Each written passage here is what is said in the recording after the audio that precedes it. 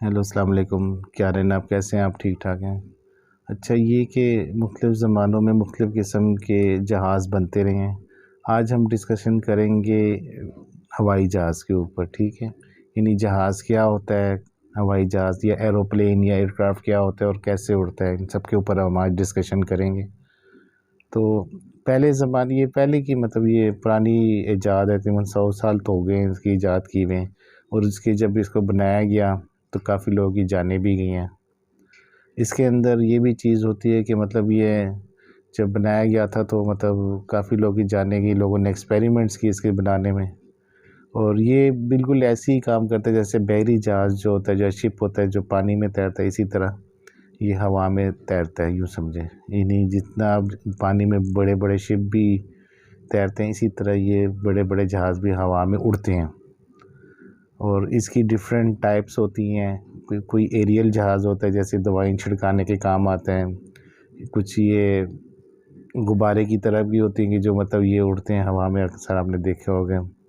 इसके अलावा ट्रांसपोर्ट जहाज़ होते हैं जिसमें मुसाफिरों को एक जगह से दूसरी जगह जो है लेके जाया जाता है। इसके अलावा कार्गो एयरक्राफ्ट होते हैं जिसमें सामान एक जगह से दूसरी जगह लेके जाया जाता है। और इसके अलावा ड्रोन जहाज़ होते हैं जो कि हवा में उड़ते हैं, उसमें मतलब रिमोट कंट्रोल उनको चलाया जाता है और उसमें भी सारी तनसीबात होती हैं। तो ये जैसे जैसे वक्त गुजर रहा है लोग इसमें तरक्की कर रहे हैं। इसके अलावा फाइटिंग एयरक्राफ्ट्स होते हैं जो कि जंगों में इस्तेमाल किए जाते हैं, और जो कार्गो होते हैं उसको फ्री टर्न एयरक्राफ्ट्स कहते हैं। ये बस ये इसके अलावा ये दो तरह के एयरक्राफ्ट होते हैं, प्राइवेट एयरक्राफ्ट होते हैं, कमर्शियल एयरक्राफ्ट होते हैं। जो कमर्शियल एयरक्राफ्ट है उसके अंदर ये ट्रांसपोर्ट एयरक्राफ्ट आते हैं, नहीं जिसमें कमर्शियल या बिजनेस पॉइंट ऑफ व्यू से जो है ना आप जहाज़ों को उड़ाते हैं। और जो प्राइवेट है इसमें चार्टर्ड एयरक्राफ्ट आते हैं, जैसे इसमें कोई किसी में 2 मुसाफिर बैठते हैं, किसी में 9 बैठते हैं, किसी में 27 बैठते हैं, किसी में इससे भी ज़्यादा, अलग अलग इनकी जो है ना वो होते हैं जहाज़, इनकी जो कैपेसिटी होती है। इसी तरह जहाज़ों में सिंगल इंजन जहाज़ भी होते हैं, दो इंजन भी होते हैं, 4 भी होते हैं, मल्टीपल इंजन भी होते हैं, ट्विन इंजन होते हैं जो 2 इंजन वाले होते हैं। इसके अलावा मल्टीपल इंजन होते हैं जिसमें 4 इंजन भी होते हैं या इससे भी ज़्यादा होते हैं। तो ये हर कंट्री अपने रिक्वायरमेंट्स के मुताबिक जो है ना वो जहाज़ बनाती है। उनको जितनी ज़रूरत होती है उसके मुताबिक, जिस तरह की जहाज़ की ज़रूरत होती है उस तरह बनाते हैं, जिस तरह लोगों की डिमांड्स होती हैं। अब इसके अलावा अब ये टाइप्स ऑफ एयरक्राफ्ट में, कमर्शियल एयरक्राफ्ट में, जैसे इसके अलावा ये ट्रांसपोर्ट हो गए, कार्गो के, जो ट्रांसपोर्ट के जो जहाज़ होते हैं ना उसकी भी टाइप्स हैं। उसमें जैसे कोई छोटा जहाज़ है, कोई बड़ा है, कोई इससे बड़ा है। जो ज़्यादा वैसे तो 2 किस्म के जो बड़े टाइप्स के जहाज़ चल रहे हैं, एक एयरबस का जहाज़ है उसमें, और एक बोइंग कंपनी। ये 2 कंपनीज़ हैं कि जिनके जहाज़ जो हैं ज़्यादातर इस्तेमाल किए जाते हैं। जो बोइंग है उसके जो जहाज़ हैं, बोइंग 707 था, फिर बोइंग 737, फिर बोइंग 747 जंबू एयरक्राफ्ट था, जो कि इसमें 737 या 707 पहले ज़माने मैं नहीं समझे, मैंने 1996 में ज्वाइन किया तो उस टाइम हम ये सोच रहे थे कि एक फोकर जहाज़ था वो। जब मैं आया तो उस टाइम फोकर जहाज़ के इनके कह रहे थे कि इनको ख़त्म कर दिया जाए क्योंकि उनमें एक्सीडेंट्स होने का भी एहतमाल ख़तरा रहता था। तो बहुत पुराने जहाज़ थे और इनको मेंटेन किया जाता था। इससे पहले 707 थे, 707 जब मैं आया ख़त्म हो चुके थे। 707 के बाद फोकल जहाज़ आए, फोकर के बाद फिर आए 737 तकरीबन 150 तक मुसाफिर बैठ जाते हैं। उनकी जो सीटिंग कैपेसिटी कम ज़्यादा कॉन्फ़िगरेशन की जा सकती है। फिर उसके बाद आया 737 के बाद 747, वो जंबू एयरक्राफ्ट था, उस पर मैंने काम किया ज़्यादा। उसमें 4 इंजन होते हैं और उसमें इंजन की भी फिर डिफरेंट टाइप्स होती हैं, ठीक है। तो वो वाला जो 4 इंजन थे उस पर हमने बड़ा काम किया, और उसमें कार्गो के तौर पे भी इस्तेमाल करते थे। उसमें कार्गो का भी नहीं काफ़ी हिस्सा होता है, काफ़ी हिस्सा कार्गो का भी उसमें यूज़ किया जाता था। कार्गो के लिहाज से बड़ा ज़बरदस्त जहाज़ है 747। फिर 747 के बाद 777 आया, बोइंग 777 के बाद फिर ये साथ में और भी जहाज़ हैं 76, 77, 777 बोइंग, ये डिफरेंट जहाज़ इसके ना मार्केट के अंदर डिफरेंट सीरीज़ इनकी हैं, -200, -300, 777 पे मैंने काम किया है। एयरबस के लिहाज से फिर A300 जहाज़ हैं, A330, A320, इनके 2 इंजन हैं सब जहाज़ों के। इसके अलावा एयरबस, इनको ए से स्टार्ट होता है, A for Airbus, A320, A300, A330, Airbus A340, उसके बाद A380 जो है ये डबल डेकर जहाज़ है। इसके ऊपर जो है ना फिर काम किया मैंने। जो मेरे पास सर्टिफिकेशन थी 2 जहाज़ों की थी, एक तो बोइंग 777 की, और 2012 में मैंने एमिरेट्स एयरलाइन ज्वाइन किया, और एयरबस A380 ज़्यादा मैंने काम किया। A330 की भी थी मेरे पास, A340 की भी थी। IFE और केबन के लिहाज से ना मेरे पास उसकी सर्टिफिकेशन थी कि जितना IFE और केबन का सिस्टम था वो सारा मैं चेक करता था एमिरेट्स एयरलाइन में।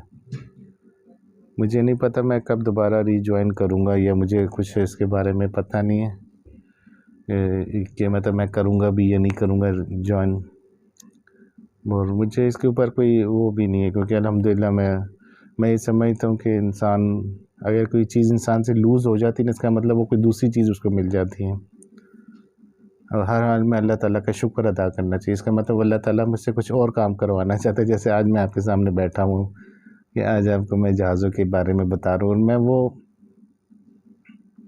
मतलब मैं इस तरह मतलब जो होते ना, एक चीज़ होती है खुद ही को मैं ज़्यादा अप्रिशिएट करता हूँ। यानी इंसान ठीक है, एक दूसरे के काम आता है, एक दूसरे से होता है, लेकिन ये कि ज़्यादा जो आपका इन्हिसार है ना वो अल्लाह ताला के ऊपर होना चाहिए। नहीं कि अगर आपके पास कोई चीज़ अगर नहीं है तो कोई बात नहीं, आप अल्लाह से मांगो और आप मेहनत डबल करो। यानी मैं अल्हम्दुलिल्लाह मैं एमिरेट्स एयरलाइन में था, तो मैं वहाँ पे मेरी तकरीबन 14,000 दिरहम सैलरी थी, एज ए सर्टिफाइड टेक्नीशियन था, और एज इंजीनियर भी मतलब मैं हो जाता तो मेरी 30,000 दिरहम तक सैलरी हो जाती। लेकिन वो बीच में बात चली तो बीच में कोरोना आ गया, उसके बाद कोरोना की वजह से मेरी जॉब ख़त्म हो गई। तो लेकिन ये कि मैं ये समझता हूँ कि पैसों की तो बात होती भी नहीं है, असल चीज़ होती है इंसान को दिल का सुकून चाहिए होता है, वो आपको थोड़े पैसों पे भी मिल जाते हैं। या तो आप अपनी एक्सपेक्टेशंस कम कर दें, या फिर आप अपनी जो है ना वो मेहनत ज़्यादा कर दें, ठीक है। अगर एक्सपेक्टेशन ज़्यादा रखनी है ना तो अपनी मेहनत भी ज़्यादा कर लें।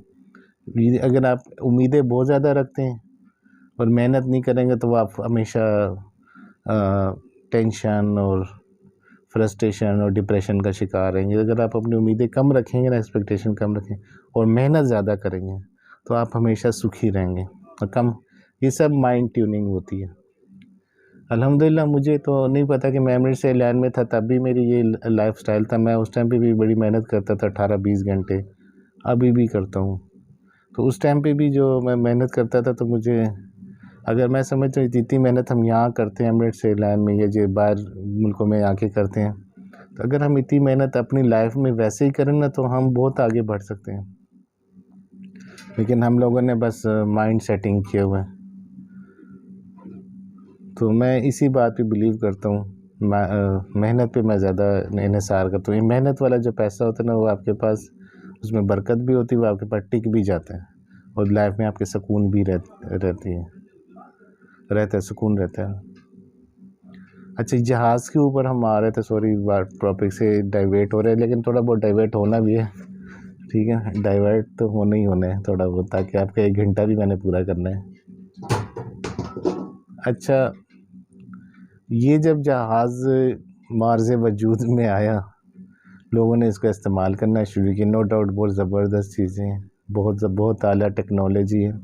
लेकिन आप डबल डेकर एयरबस A380 देखें, इतना बड़ा जहाज़, और वो फिर कैसे हवा में उड़ता है ना, मतलब कोई बंदा जो है ना वो सोच ही नहीं सकता कि वो हवा में कैसे उड़ सकता है इतना बड़ा जहाज। तो इसके पीछे जो टेक्नोलॉजी होती है ना वो यही होती है कि होता है कि ये एक एरोफॉइल शेप होती है, ठीक है। एरोफॉइल शेप होती है और उसके अंदर जो है ना जहाज़ ये इस तरीके से शेप होती है जैसे ये होता है ना मिज़ाइल। तो इसको जब आप हवा पे उड़ाते हैं ना तो वो, तो मैं बता रहा था कि ये ऐसी एरोफॉइल शेप होती है ना, तो ये एरोफॉइल शेप होती है ना, तो ये जब एरोफॉइल शेप ऐसे करके, जैसे ना ये देखिए मैं ऐसे करूँ, ऐसे करके ऊपर से भी नीचे से भी, तो उसके अंदर जब जहाज़ उड़ता है ना तो वो क्या होता है कि ऐसे होता है तो उस पर प्रेशर बढ़ता है, उसकी प्रेशर जब बढ़ता है तो उसकी वजह से लिफ्ट, जिसकी भी हवा के अंदर आप गाड़ी के अंदर हाथ ऐसे करेंगे ना एंगल पे, आपके हाथ के ऊपर प्रेशर आएगा, ऊपर उड़ेगा। और ये जो हाथ के ऊपर जो ढलवान सी बनी हुई है नीचे वाला हिस्सा, उधर प्रेशर कम होता है। प्रेशर वहाँ कम होता है तो वहाँ पे क्या होता है, लिफ्ट ज़्यादा आपको, मतलब यहाँ से लिफ्ट ज़्यादा हो जाएगी, ऊपर फोर्स कम पड़ जाती है। तो इसकी वजह से क्या होता है, जब प्रेशर ज़्यादा होता है तो फोर्स पर यूनिट एरिया, मतलब एक्चुअली प्रेशर का जो होता है ना वो फार्मूला होता है। तो कहने का मकसद है कि जितनी ज़्यादा प्रेशर बढ़ेगा फोर्स बढ़ेगी, और उससे ऑटोमेटिकली जो है ना वो ऑटोमेटिकली आपका जो है ना प्रेशर, लिफ्ट बढ़ेगी, लिफ्ट से जहाज़ आपका जो है ना ऊपर उड़ेगा, ठीक है।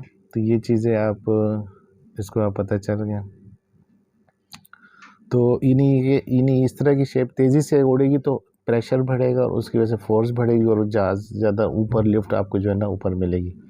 तो ये वो फार्मूला होता है कि जिसकी वजह से जहाज़ जो है ना वो ज़्यादा ऊंचाई में जाता है, और जिस तरह आप फोर्स पड़ती जाती है जहाज़ ऊपर उड़ता जाता है। यानी तेज़ी से जब ऐसे आप करते हैं ना तो तेज़ी से जहाज़ को चलाते हैं तो उसके साथ लिफ्ट मिलती है और उसके साथ एक जहाज़ एकदम से ऊपर उड़ जाता है। ये वो फार्मूला है जिसकी वजह से जहाज़ उड़ता है। इसी तरीके से ये जहाज़ के फोर्स उसके ऊपर बढ़ने से, मतलब प्रेशर पानी से लिफ्ट बढ़ जाती है। इसी तरीके से जहाज़ की जो स्पीड है वो इंजन की मदद से बढ़ाई जाती है। अच्छा, मैंने बताया जहाज़ की जो टाइप्स है वो तो पता चल गई, एक तो बोइंग टाइप की मैन्युफैक्चर वाले, एक एयरबस वालों की जहाज़ है वो मैंने बता दिया। ATR है, ये भी यूज़ हुआ है, जो वो जिसमें वो ATR एयरक्राफ्ट है, वो जो ट्विन जिसके साथ वो जो है ना प्रोपेलर इंजन होते हैं। इंजन की टाइप्स भी हैं। नॉर्मली जेट इंजन यूज़ होते हैं, जो ये बोइंग जितने जहाज़ में जेट इंजन यूज़ होते हैं, और जेट इंजन होते हैं और प्रोपेलर इंजन होते हैं, दो टाइप के इंजन यूज़ होते हैं। ये जो जेट इंजन है उसके अंदर ये होता है कि जो नॉर्मल इंजन होते हैं इसके अंदर एयर लिया जाता है, उससे मोटर चलाई जाती है। वो एयर नॉर्मली बाहर गाड़ियों की मदद से भी एयर